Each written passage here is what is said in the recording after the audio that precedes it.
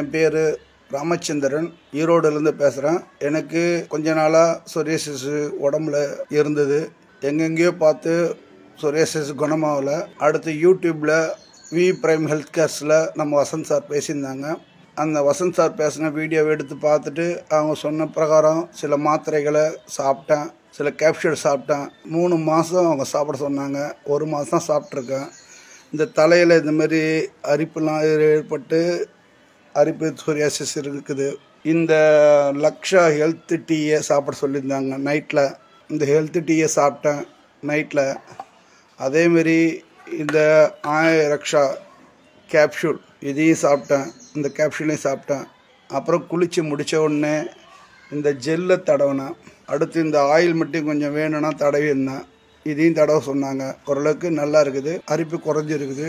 கொஞ்சம் சொரியாசிஸ் கண்ட்ரோலாக இருக்குது. நல்லா இருக்கு. நன்றி.